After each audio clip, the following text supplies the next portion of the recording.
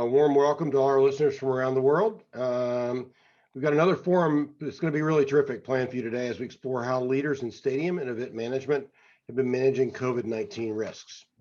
Today's discussion is the fourth installment in our series created by the IAFX Medical Task Force. The series is designed to explore how the sports and entertainment communities are responding to the pandemic. Based on the significant interest that we've generated by the series, we're planning to discuss a broad range of topics in future online seminars. I'm Dr. Till Jolly, Chief Medical Officer for AVESHKA, and you're a moderator for this forum. AVESHKA Consulting is powering this series. Each week, the series has brought together subject matter experts to focus on current and emerging health and medical risks in sports and entertainment for venues, athletes, performers, fans, vendors, and staff. Before we get started, a couple of housekeeping items. Today's session is being recorded and will be available on our Return to Work, Play, and Spectate podcast, now available on Apple, Spotify, and Google. A video of the session will also be available across our social media, Facebook, Twitter, and YouTube channels, and at IFX_global. Today, we're going to focus primarily on the risk for fans attending sports and entertainment venues and events, a critical issue for individuals and a critical issue for the sports and entertainment industry. As many of you know, and I'm not going to go through a lot of slides here, as many of you know, the current course of the disease in the United States and Canada and Europe is trending in an area that's quite concerning for medical and public health experts. Throughout the United States, by various measures and reputable sources, nearly all, not all the states, but nearly all states are heading in a increasingly severe disease direction based on any number of things, including cases and percent positive tests and hospitalizations. The same is also true for our colleagues in Canada and in Europe. Many areas of Europe remain locked down based on increasing case counts around the continent. And our colleagues around Canada and the US are also facing similar decisions. Today, we're going to have a distinguished panel to talk through some of these issues and really to answer some of your questions about what's going on around the world. We have Dr. Michael Anderson, who's a professor of pediatrics at UCSF and has been a hospital leader in multiple areas around the country in the past, including Cleveland and San Francisco, and is truly a leader in emergency preparedness. Mario Continho has been very active in IAFX and in the stadium and venue industry for years. He's the vice president for stadium operations and security for the Toronto Blue Jays Baseball Club. And we're very happy to have with us today Dr. Umair Shah. Dr. Shah is executive director of Harris County, Texas Public Health, which is the county that includes Houston. So Dr. Shah has clearly been deeply involved in pandemic preparedness and response for weeks to months, probably seems like years, but a big issue for all of us. So what we're going to do is have each of the panelists talk through a bit about their perspective on what they've been seeing and some key issues as we all face the pandemic in the context of sports and venues. Obviously, a lot in the news in the last week or two on some issues that people may have questions about. Feel free to ask them. So first, I'm going to turn to Dr. Michael Anderson for a bit of perspective on current pandemic activities. Mike. Thanks, Till. Good day, everybody. Really an honor to be a part of this series.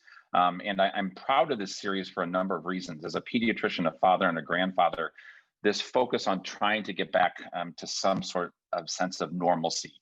We know that sports for kids is so important for their self-confidence, for their socialization, to prevent childhood obesity. So those seminars we focused on getting kids back and getting kids back safely, I think have really resounded across the nation.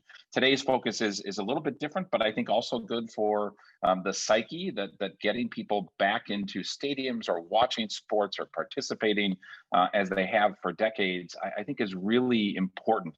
Before we got live on the call, we were talking about the mental health crisis that is emerging in the middle of this COVID pandemic, and anything that we can do to safely get back to some sense of normalcy in North America and Europe and across the globe, quite frankly, is terrific. And I applaud IAFX for getting these groups of folks together to talk about how do we do it safely. The perspective I will give you, as Till mentioned, from more of the emergency management and less of pediatrics perspective, is just what Till alluded to, that if you look across the nation, we are starting a really bad fall and winter. And whether it's Dr. Fauci or other experts across the country, they're spot on because the numbers are going in the wrong direction. And every time we've had one of these webinars, I think that the bottom line we've started from is, what is the situation in your local area? Are you under control? Is your positivity rate low? Do you think then we can start getting back to normalcy? I'm anxious to hear from Dr. Shah to talk about local health resources, because right now across the country, that equation has become even more tense or even more life-threatening, because the more cases we see, the more our intensive care units are becoming overwhelmed. And if you look at publicly available data in the states and counties that are being most affected, the percent ICU capacity is really scary. So just from my perspective as an intensive care doc, as well as an emergency management planner, I think those local decisions of, is it safe to come back, are really have to be tied to what is local health resources that we have. We will get back to normalcy. I think the Pfizer data on vaccine is really encouraging.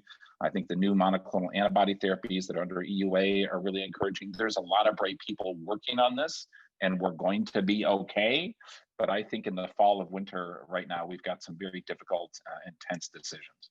So once again, Till, an honor to be here. Maury, I'll now turn to you for your perspective from Toronto. Thank you, and it's an honor to be part of this distinguished panel. From our perspective here in Toronto and Canada, we were in a very unique situation this past March. Baseball had started, we were in training camp, and we started getting the reports of this possible pandemic or virus in China, and we started thinking about would it actually come across North America and how would it affect us. And sure enough, on March 13th is when we got the official word that baseball was going to suspend play, along with the border being closed for us in Canada. And that ended a very dynamic twist on how we would actually operate. I think we were about to start our season. People were looking to us to say, well, how are you going to manage this? And after baseball suspended play, the intent was really to restart. The reality is that from a facility perspective, we like facts. We like to know how many people, what type of events, and we manage and plan that way. And when you look at it from a virus perspective, the public health, it's about our fan safety and how do we operate in protecting our fans, our staff, and our players. And that's where the complication kicks in. I've been in baseball for quite some time. I remember SARS in 2003. In Canada, in particular in Toronto, it impacted our healthcare system. And I still remember having doctors and nurses who work for us unable to work shifts, being very careful. And that was back then. And as a result of SARS, we really focused on our business continuity plans and pandemic planning. But that seems to be put away on a shelf somewhere, and everyone started concentrating on terrorism, terrorist acts, mass casualty events. And I think we lost focus of the pandemic. And here we are today trying to balance the economics, but the reality is our business and how it's been impacted. And quite frankly, this is a game changer for the industry. I don't think we're going to be able to recover as quickly as we'd like. It's going to take some time. And so over the next few weeks and months, we're going to be like everyone else, having plans, looking at world events and figuring out how does it affect us. I use the phrase, look globally, think locally on a regular basis. And I probably spend a lot of time looking at international news to see sporting and entertainment events and how are they managing this and how are they attempting to resume business. So ultimately, it's going to be driven by public health in our community, in our cities, and that will help us reopen when and if possible. Thank you. And you bring up some interesting points. I mean, particularly, as everyone knows, I think Toronto got hit harder than most, and certainly North America with SARS. And so there's some interesting experiences to draw from. So lots of new here, but lots of old lessons that we need to take to heart. I'll now turn to Dr. Shah for perspectives, particularly from public health leadership in Houston and just nationally. I think one of the things that we'll discuss is how stadium and venue management can really work most effectively with public health because we're all in this together. So Dr. Shah, to you, please. Thank you, Dr. Jolly, and I want to thank my colleagues on fellow panelists here, and I want to thank all of you for joining. I think the two that just spoke have really highlighted the issues that are in place now. We all know with pandemics that there are multiple different waves that come through. Obviously, we saw what happened in the spring, the early part as COVID started taking hold here in North America. And then we started to see what was happening in the summer when we had particularly an increase. And now we're in that third wave where we have in the fall and likely in the winter, what's going to continue to be upon us. And somewhere down the road, and hopefully sooner than later, we've got vaccines. And so that whole ability to eventually come out of this pandemic, not that we will stop wearing, masks and things of that nature, but the ability to actually come out of this pandemic is going to really be incumbent on following science and following evidence and following public health. And unfortunately, without using a multitude, which I likely will, of sports metaphors, fighting COVID-19 in this country at least has been a political football, and that's unfortunate. And so something as basic as really wearing masks has been politicized, which I think has been unfortunate for everyone involved. I also believe that the other metaphor that I often use is that public health is the invisible workforce. Often, the way I highlight it is the offensive line of a football team. So here in Houston, we know our quarterback, and our quarterback is healthcare delivery. Everybody focuses on the healthcare system, and even in COVID-19, we focus on what's happening in the healthcare system, rightfully so, but we forget that the offensive line of the football team has to be invested in. And so when you win the Super Bowl, you have had a successful quarterback who's stayed upright because of the offensive line. And we continue to invest in that offensive line. But in public health, we do the opposite. Measles rates go down, tuberculosis rates go down.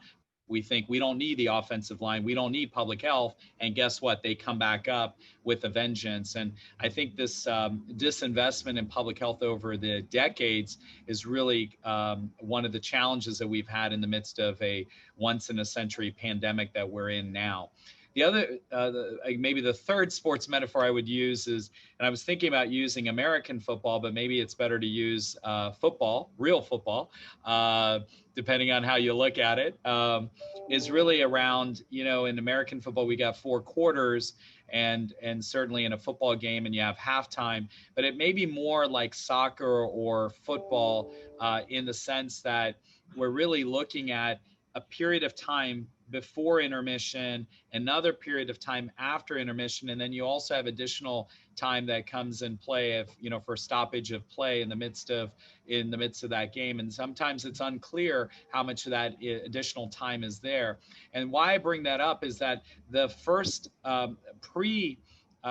intermission has really been what we saw early in the season, if you will, the early waves, the second wave as well. And now we hit that time frame where now we're in that third wave, which is maybe after intermission. The problem is we don't know how much time there is that's still on the clock as we complete where we are in the process. And that's very concerning, because when we look at sports venues and look at stadiums and fans coming together, we are all tired. There is this incredible COVID fatigue. We all want to get back to normalcy, yet it is not safe to do that. And we're seeing in parts of what I call a canary in the coal mine, it's not happening as much in Houston and our community in Harris County or our region. But if you look at it in El Paso, Texas, or other parts of Texas, around 40 plus states across the country, that when you let your eye off the ball, again, sorry about the sports metaphor, very quickly,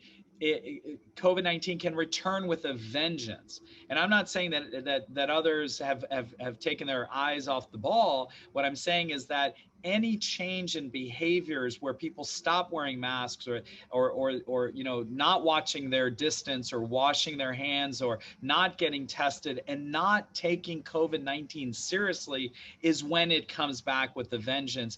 And that really impacts us. So when Dr. Anderson made the comment, rightfully so, about knowing what's happening in your community around test positivity rate or what's happening in the healthcare system, absolutely spot on, because that is what we're dealing with, is that you have to know what's happening in your community. And if that means that it is not safe to be in those large venues with lots of fans together, or you have to make sure that you absolutely follow those protocols, then so be it, because that's how we will protect our community. So let me stop there and say, Dr.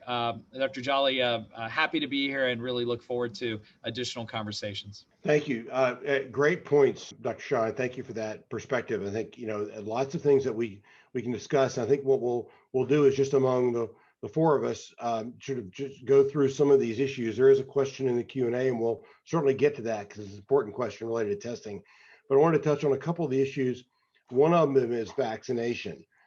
There's lots of news in the last week about Pfizer's vaccine and speculation about others. Timing is everything in these sessions. I keep getting news flashes during these sessions that are timely. The one I just got was that in 2019, measles hit a high incidence rate, that higher than it's been in years, probably related to lack of vaccination. So first, Dr. Anderson, I'll turn to you for any thoughts of on Pfizer's news and what it really means, and then others about how to communicate about vaccination importance.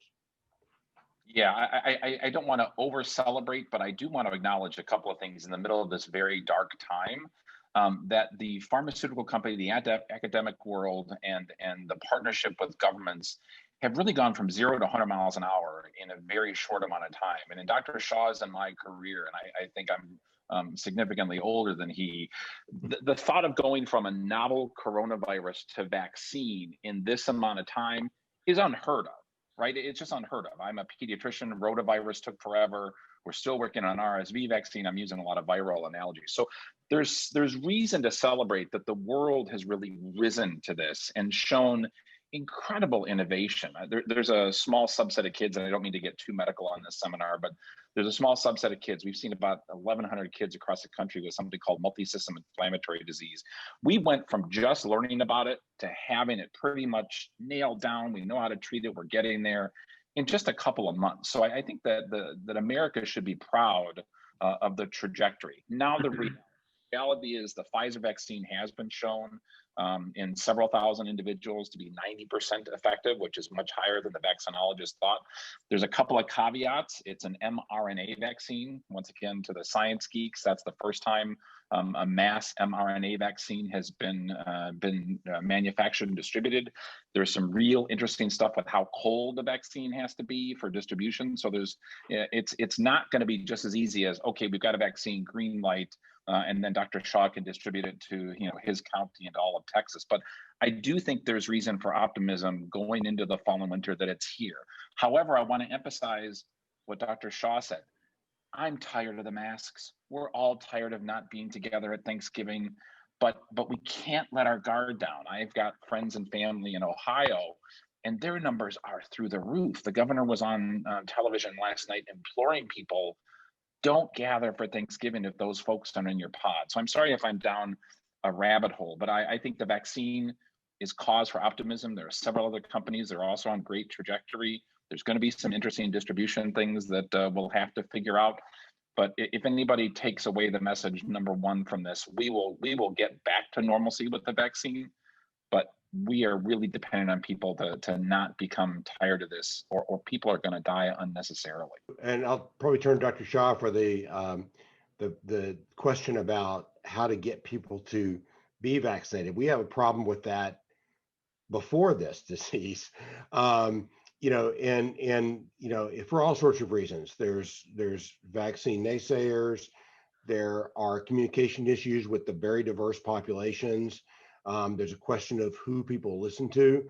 And we're not to that point yet with COVID-19, but we need to clearly start thinking about it. Dr. Shah, any thoughts on how you in Harris County and then how we globally are going to increase acceptance of a vaccine, assuming it's safe and effective? Well, and Dr. Anderson just stated it very nicely. And by the way, I'm also originally from Ohio, so I want to give a little shout out for me. Big Reds Bengals fan, so I guess that'll tell you where exactly I'm from. So it hasn't necessarily worked out for us as a sports fan of late, but we'll leave that one alone. And respectful to our Blue Jays colleague here. But I think a couple of things that come to mind, and Dr. Jolly, you said it perfectly when you made the comment about assuming safe and effective. So that has got to be the absolute first piece of this is that the assumption of safety and efficacy, effectiveness is absolutely critical. And there, you know, if you look at it as a 3 or 4-legged stool, then it's the development and availability of it, and then it's the uptake of it, right? So that really comes into what is it that we really as public health and healthcare and health professionals, all of us really need to be part of, is that, yes, it has to assume, we have to assume that the absolute minimum is not a press release. It is got to be, we need to know what's happening in the scientific behind the scenes of any vaccine, not just a vaccine for this week, but all vaccines as they come out for safety and effectiveness. And you get that as yes. Now we have to figure out ramping up the production and the availability and the distribution of that vaccine. But now if we have gotten all that done and you have hesitation in the communities, that's a terrible place to be. And unfortunately, COVID has become politicized. So I think regardless of what happens now into the next several weeks, when we get into the new January timeframe of a new administration, and or whatever's happening in the courts, I wish I could say definite, we don't know, but I will tell you that we have to all as a nation come together with a singular, consistent voice so that we are behind the path forward. That all of us have to say that these vaccines, that assuming safety and effectiveness have come through, that we are all behind championing get vaccinated. That is a key message, and it's not just about raising awareness, it's about ABC's awareness. BC is behavior change, getting people to change behaviors to actually make sure they take the vaccine. That's what our job is going to be. And unfortunately, it's not always government. We have to rely on our champions around, faith leaders and others that are going to have to be able to champion for communities, because we need to make sure that we do everything we can to really further the approach towards vaccines as a solution. Thank you. We do have a question about vaccine that I think between the two of you, you're all around the answer to, about skepticism. Just for those who can't see the questions, skepticism on the part of a person that someone spoke with, saying a good vaccine won't be available for 2 years, so this person's not planning on having herself or her family members vaccinated for quite some time. It's really a matter of that communication that Dr. Shah talked about, faith leaders, others, backed by data. And we don't have the data today because we just got the first data from Pfizer a few days ago. But it's all part of we're going to get there, but it's going to take some time. And as Dr. Shah knows, it's sort of in the public health world, you got to say it. Whatever it is you say, you have to say it over and over and over and over again, and eventually they listen. Right. And I think that discussion has to start now. And I think by this dialogue on this webinar, we are starting it, because I think that once it's approved by the FDA, and I would agree with Dr. Shah, we have to assume that the career scientists and researchers are going to help us assure that this is safe and effective. I think we have to go in with that. But these conversations have to start now. And I would agree. I don't think it's necessarily just, certainly from the federal, local, state government. It's got to be from healthcare providers, faith-based leaders. And I think having someone from the professional sports world on this webinar is terrific, because society really looks to its professional athletes to help set a tone at a time of crisis. And I think that's terrific. And I don't want to put words in Mario's mouth, but I do think partnering with, everyone, and I call it the whole of society. I don't have any sports analogies. I should have researched better and done sports analogies, but I do think a whole of society response is really going to be important here. And professional sports is an important part of that. I think Dr. Anderson just hit it out of the ballpark with that comment. I think the athletes are definitely the opportunity. And I can tell you that even in the few sports that are allowing fans, players are involved with PSAs in stadium, reminding people to be physically distanced from each other, wearing masks. And ultimately, when there is a vaccine, our players will probably be the first to stand up and say, hey, I want to be out there with our fan base and communicate the need, because ultimately we all want to get back to that normal way of life. And a fan who may follow their idol, if he listens to them, believes in it, and hopefully gets that vaccine, is going to help us all. But I think ultimately it is going to be up to the medical professionals to come up with that.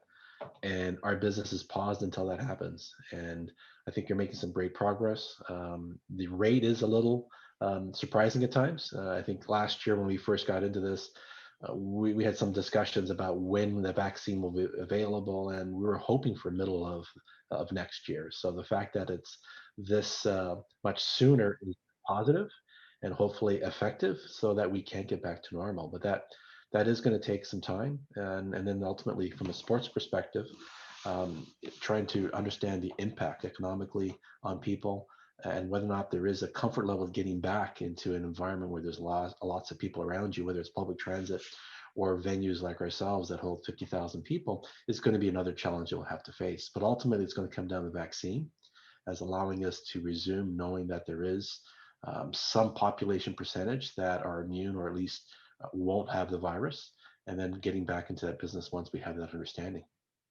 Yeah, and I was just going to add to that what Mario just said, and Dr. Anderson, as he mentioned as well, is that if you see the way the sports leagues, and to their credit, they've all tried in different ways, NBA and MLB and NFL, different ways to protect their players, their coaches, their entire establishment, but also their fans. And I think there is a real understanding of, we all recognize the absolute critical importance for, especially in these very difficult times, of the importance of recreation, and watching sports for so many fans is such just when you heard a sports league coming back, regardless of which one, pick it, and the fan that follows it, it is one of those where it does give you a respite from the darkness of what we have all faced. And to also have the same players and coaches be able to say things like, wearing their masks and saying, look, this is important and we're behind this, has been so critical. And I would say that is what I hope that we do see from our sports teams, our players and coaches, and the entire establishment, which I'm hopeful will happen. I have no doubt it will, is to be in line to get the vaccines. And then when you see the vaccines being given or taken by one of those sports figures that I, as a young adult or a child, look up to, now I'm more likely to say, Mom, Dad, I want to get vaccinated, or I am going to make sure my children get vaccinated, or whatever the case may be. And I just think that Dr. Anderson, you said it correctly, and I agree. It's all of society approach. We are in this together, and that is going to be how we get out of this. Unfortunately, it's just going to take a long period of time. Yeah, so thanks for that. So we have a couple of testing questions, which we'll get to in a second, but I wanted to make sure we came back to something. Mario, your sort of historical reference. We in the US remember SARS, but we remember that we didn't really have to deal with it all that much. We were all very concerned about it. And, you would see patients who you thought were at risk, but the odds were pretty low, but it hit Toronto pretty hard. And so, your recollections from that time and thoughts of what things were like in Toronto and what the parallels are today would be very interesting, I think. Yeah, I mean, back then it was really the hospitals that were affected, and my wife was a nurse, and our doctors who worked at games, they would always come back and tell us, the nightmares in terms of protecting themselves and their patient. And I remember the protocols that we established at the stadium for our first aid rooms. We basically were triaging anyone outside before they even entered the first aid room, just because we didn't know. We also saw an increase in fans at the time coming in wearing masks. And our attendance wasn't the best then, so people were able to spread out, and they were naturally doing it. But on the streets, people were avoiding each other, especially Chinatown, unfortunately. And I think that's where people just behaved, and it wasn't a campaign, they just behaved differently because of the risk. But from a medical professional and EMS, ambulance, all those staff were dramatically impacted by it. And I think that's another reason why medical professionals today look at that as a learning experience and want to avoid have the impact that it had on our systems, because it was truly dramatic. And so, again, I didn't say this, but thank you to all the doctors on this call, and thank you for what you do, because you are making our lives that much safer. Thanks for that. And there's an interesting, for attendees and others, from the National Academies of Science, Engineering, and Medicine. If you search that site, there's an interesting history of the SARS response. And to your point about it really, really impacting hospitals hard, was a major issue. But it does contain some lessons for today. We have a couple of questions, one more general and one quite specific about testing. There has been discussion, informal discussion, about venues using testing in some way, perhaps hopefully rapidly available testing, to somehow meter or govern folks coming into their venues. We know that teams are using it to get teams together, with not 100% success, as we see in some sports, but with some success. But I think venue operators of large and small venues would like to think they can somehow screen their population with testing, and then maybe even provide some of that information to public health. No plans for that, and testing has obviously been a little bit behind where most of us would like it to have been. But as we look forward, beyond the next few bad weeks to when we're a little more stable, any thoughts on that testing, sort of development of rapid testing? And then there's a question about the specifics of testing. I'm not sure if we're really equipped to answer, although if someone can, related to specific strains of the virus, feel free. But thoughts on testing, I guess I'll turn to Dr. Anderson first. Yeah, I was going to hope you would call on Dr. Shah first. a slightly undereducated opinion. Obviously, testing is a foundational tool in how we control the spread of this virus. And I think of testing a little bit differently. And once again, this is Dr. Shah's swim lane, so I hope I'm not out. I think testing is important to contain, to figure out to figure out what percent positive are, what's the regional spread, how can we trace and keep people safe and keep people quarantined if they need to be. I think testing in a venue coming in the door, I guess is the question, gives me could potentially give a false sense of security in, I test you, you're negative, so maybe you let your guard down in the venue. And I think we unfortunately have, and I won't get political on this call, but I think we have some really important people that have tried to use this as a safety and it's failed. So I think of testing more in the armamentarium of public health and controlling the spread. I do think you're right, in the bubble or whatever you call it, professional sports, that's a way to control. But for that one-time venue person coming in, I don't know if that's high on my list of stuff. But once again, Mario and Dr. Shah may know different than I. Dr. Shah, any thoughts on that? Yeah, sorry, I was trying to come off mute there. So, I do, Dr. Anderson's right. And I appreciate the perspectives he just provided, because I do think there are a couple things we have to keep in mind, is that PCR testing is the testing that we for all intents and purposes, the gold standard. I mean, there's some limitations to it, but gold standard that we talk about. And we are concerned on an ongoing basis, but even particularly now, as you start to see this preponderance of rapid testing. And so you see, 15-minute test, or, come to my somewhere in the, parking lot, and, 10 minutes, I'll get you your test result. And what we have struggled with as a public health community is to help people understand what a test really means.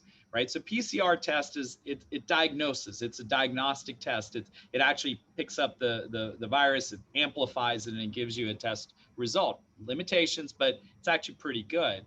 But then you've got antibody testing and antigen testing. Antibody testing is waiting for your immune system to have ramped up, and then measuring what your immune system has done, and then giving you, usually can tell you about current, whether there's an infection, but it's usually you've had a previous infection. And then you have the third kind, which is antigen testing. And antigen testing, again, takes some of that virus, but it actually gives you that ability to say this test is showing that you are positive. The problem with this antigen testing is that if it's negative, it doesn't tell you a whole lot. It's only if it's positive that, yes, you got it. It's not amplifying that same way as the PCR testing. And why that's critical is that many times you're hearing, whether it's in sports or in schools or in businesses, people are saying, let's get testing done, and then you can go to an event. And I even have heard recently that one of the ticket distributors is doing a similar, just show us proof that you have a negative test. The problem is, if it's a PCR test, that's pretty good. But if it's this antigen test, it's designed to tell you the positive, yes, that's a true positive. But if it's negative, it's got to either be repeated or you have to get the PCR test. That's not what's being discussed. And so what then happens is people then get a false sense of reassurance. I got tested, it was negative, I'm good to go. Let me go into the sports venue. The problem is you may still be COVID positive. The test just didn't pick it up. That's why it's so important that our sports officials work with health officials, because we know how to interpret those tests. We know how to use those tests, and we can give the information so it helps people make informed decisions. And I'm really concerned about what's happening in communities, because unfortunately, not every person, every community member or sports fan is going to know the difference, the discrimination between these three different kinds of tests. And we'll just hear rapid test. I'm going to go right before Thanksgiving, as Dr. Anderson said, I'm going to go get tested, and guess what? It's negative, so I'm going to go with grandma. Well, no. It's got to be the right test that's negative. Otherwise, you're going to actually potentially get grandma infected, because we are concerned about the limitation of that test. I hope that helps. Dr. Jolly, I just wanted to make sure to go a little bit more detail there. It does help, and it actually nearly simultaneously answered a question that came in regarding positive and negative testing and sort of how reliable a positive test is in certain settings. And it is complicated, but not impossible to figure out. So, but I think your point you had in there to make sure, and I think Mario would probably agree with this, make sure you tie whatever guidance you have to your local public health professionals who can help you interpret the information you're getting. I think the risk that we may end up seeing, and in France the other day, I mean, they have some travel restrictions. You have to be tested prior and get a certificate before you can travel to certain destinations. Well, they arrested some people at the airport for having counterfeit certificates. So that's the other aspect you have to think about is, is it legitimate? Is it tied to you? Is there personal information? What am I asking my customers to provide me before giving them access? I know some NFL clubs have done that, where they required their guests in a suite because it's confined space to get tested and try to keep it to a very small group. I think it's unpractical to expect, whether it's 10,000 people or 15,000 people before coming into a venue to get tested. I do see the opportunity, though, for our staff, the employees of the building who are working 7 days in a row for a baseball series, or maybe 2 or 3 concerts in a row. That's one way we as facilities can at least ensure our guests that we're doing everything we can to protect them from coming to a building where our staff haven't been thoroughly tested. So I think that's definitely an opportunity if we can somehow provide that rapid testing to our staff, not necessarily on a daily basis, but maybe once every 2 or 3 days within reason. I think that makes us look a little more responsible, but also ensure that our employees are coming into a workplace that is healthy. Because that's one of our challenges now, is trying to find a labor force who wants to come into this environment. We're dealing with the general public. And that uncertainty is causing some of our clubs challenges in recruiting and hiring, but also sustaining that labor force to support a large event, whether it's 10,000 people or 50,000 people. So definitely have an opportunity to bring in that rapid testing from a facility side. I'm just not sure from a ticket perspective or a guest at the moment, at least, that makes any sense. Locally, to Dr. Shah's point, testing for COVID generally in the city of Toronto is not that easy. We have labs that are overtaxed, if you will. Results can take up to 7 days. I know that because I just got tested on Sunday, because my son came home on Friday with flu-like symptoms. And we weren't too sure. And my wife, working in healthcare, we decided to get tested, but we had to go online, confirm our availability, but also the appropriateness of the testing, and then getting the result in 2 days. It worked, but I don't think we can roll that out to everyone in a large city and saying, get tested before you go to a sporting event, or is that to a mall or to a business? So I think there's some challenges, but definitely rapid testing can help us prepare the venue for our guests.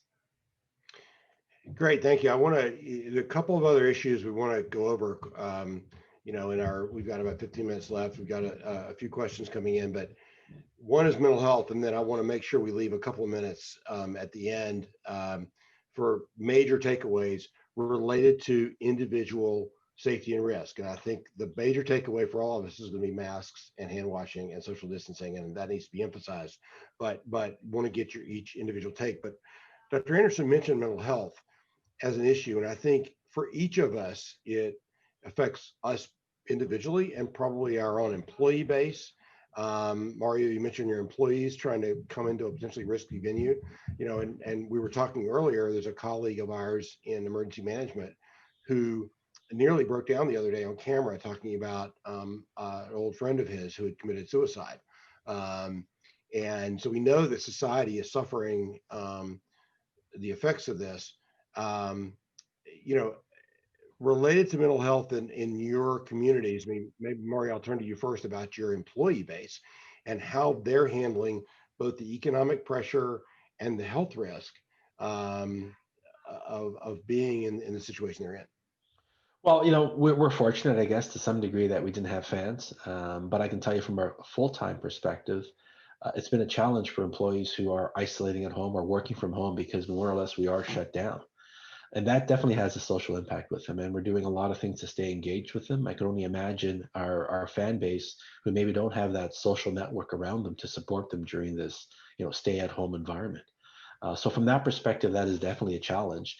But it's also, if I am getting back out into a normal life, how do I ensure that people around me are safe? And so that anxiety, I think, just builds to it. And I think it's going to be up to us and our public health partners to sort of build that confidence in people that it's safe to get back out and do your normal behaviors. But to your point, Dr. Jolly, physically distancing, masks, and good hygiene are going to be part of our day-to-day activity for years to come. And this is where I sort of talk about a game changer. The reality is people have learned to adjust. People are working from home. People are buying more online and not necessarily going to a shopping mall, if you will. And I think part of that adjustment is the expectation coming back to a large venue is things are different. It's cashless. I'm not going to go grab a food and wait in line anymore. I think from that perspective, the behaviors are going to change. And so what we can do now to prepare people for that is very important. I think the psychological impact also has to be looked at, is that people have to be in the right mindset to come back out in the public and resume their normal activities. Maybe Dr. Shah, I'll turn to you next. The mental health aspects. You're responsible. I think Houston is the third largest city in the country, and Right. so a very large, very diverse population that's got to worry about itself and its risk in all sorts of ways, from just school children to families to people that have jobs that require them to go in. There's not, they don't have the availability to telework, first responders, medical professionals. How are you seeing that in your jurisdiction? Yeah, so third largest county and fourth largest city. So we're about 5 million people in the county, and 2.2 million of those, 2.3 million are in the city of Houston. But there's actually quite a bit, more than half the population's outside of the city of Houston, which is where Harris County Public Health comes in. So it's a significant area, and it is. Dr. Anderson said it. Mr. Continho will agree with it, that the fatigue is real, and we have to acknowledge it. And if we do not acknowledge it, we are unfortunately going to be looked at as those who are not connected with our communities. And I believe that we are fighting two pandemics. It's that pandemic, which is the infectious disease side, and it's all the information pandemic, which is the misinformation and also the fatigue that goes in it. And they both lead to mental health issues and concerns and anxiety and stress and depression and substance abuse. And guess what? Many of those health agencies that are usually charged with preventing those things or fighting those things or diagnosing those things are equally the same that are robbing Peter to pay Paul because of the disinvestment that I talked about earlier. So what's happening is that we haven't invested in these public health systems because of the offensive line of the football team, and we've turned back around and now asked those very systems to fight all these other things and a pandemic. And guess what? You're going to choose to fight the fire that's in front of you, which is the pandemic, because it's where you're protecting lives today, right now. But there is this unfolding secondary impact that all of us have seen with socioeconomic as well as mental health concerns that are unfortunately intertwined and defining each other. And that's what we're seeing here locally. That's what's happening nationally. It's what's happening globally. And we are, I'm concerned, we are taxed so much as a system. And then you're adding vaccine distribution on top of that. It's a real concern. And I don't know if anybody has figured that out. But that is a significant concern for all of us. I'll just try and talk about two brief populations to put an exclamation point on what both Till and Dr. Shah said about the medical community. And it's everywhere between 911 all the way till the surgeons who are putting people on ECMO for COVID. It's fatigue, and it's fatigue to the core. And a dear friend and colleague of mine, every time she sees "thank you heroes," she actually melts down and says, stop calling us heroes and pay attention to this, and stop having mass gatherings, put your mask on and take this stuff seriously, because it's great to call us heroes, but there's a visceral reaction when we see in the community people not doing the basics. And then 3 weeks later, the tragic story of how we didn't know this wedding was going to cause all these people in the ICU. Of course we knew. So I'm sorry if I get a little emotional. And the friend that Till and I talked about is just a guy of steel, and to see him experiencing such the horrible loss of a friend is really unbelievable. So thanks for calling us heroes, but let's get together as a society, put our masks on and listen to the basics while we're working hard. My emotional rant for the day. The second group I just want to put a pin in is that this entire IAFX seminar is so important and terrific because it's about getting back to sports. And we've talked about all the great stuff. And I just want to talk about kids for a second. The good news is kids are not flooding the intensive care unit with bad pulmonary disease, although there are about 115 kids across this nation that have died from COVID complications.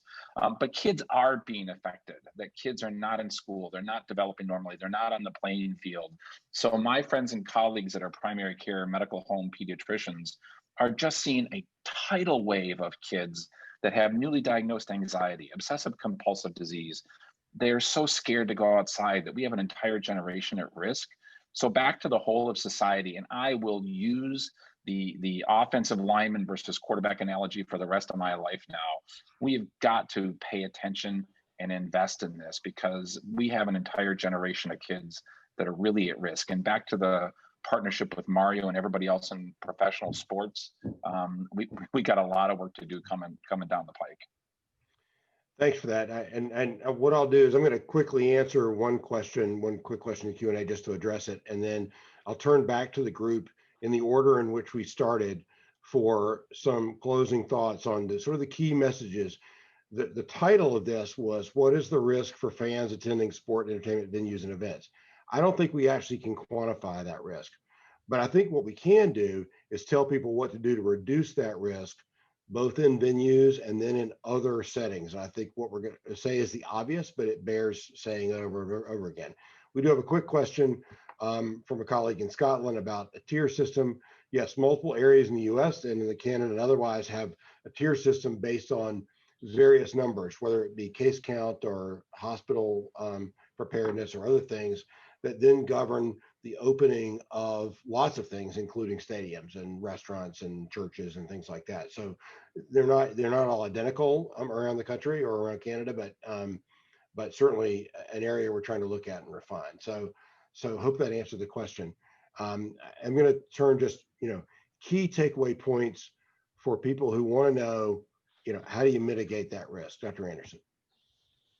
Yeah, I think we've nailed it on the head. It's back to the basics of non-pharmaceutical interventions, or what we call NPI in public health. And I know people are sick of the message, but going into winter, I mean, I think Thanksgiving unfortunately is canceled because we just have to make sure that we are distancing and doing everything possible. I just want to put a pin in, once again, something Dr. Shah said: investing in public health. Every webinar I've been on over the past 9 months has said, well, we have to invest more in public health. I just want to promise you 2 years from now, when we have another webinar, that we're going to have true investment in that front line. So the next time this happens, we're going to be much more prepared, that we can hand the baton a much more resilient community, a much more resilient world. Thanks. Mario. I think you're right. I mean, we can only control what we can control. And I think the basics of good hygiene and wearing masks and physically distancing is it. And hopefully technology and health professionals will provide us additional resources. But for now, that's why you see sports attempting to open with limited capacity.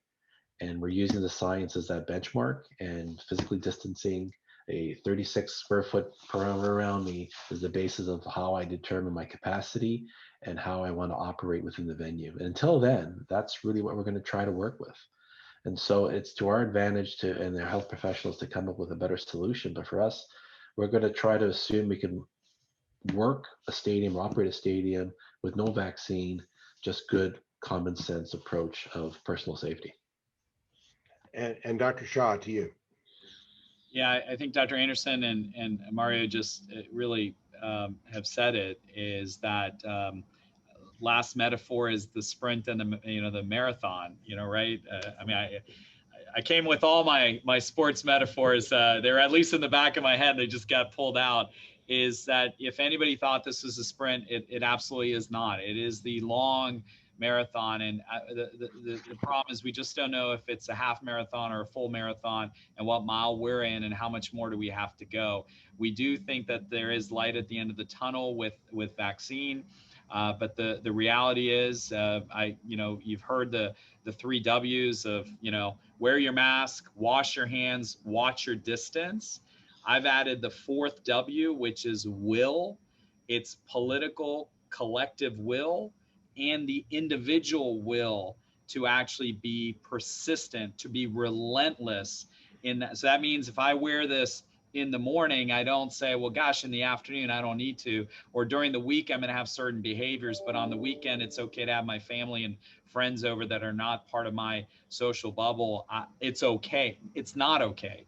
And we are all in this together. And let me close by saying, with Dr. Anderson's comment about Thanksgiving, I think that absolutely is something we all need to be thinking about, is how do we approach the holidays? There's a significant risk with the holidays and people being tired and wanting to come together with family and friends, rightfully so, for some spiritual re-energizing of their spirits after a long year. But we are not there in most communities across the country. And I think that is something that we really need to be thinking about.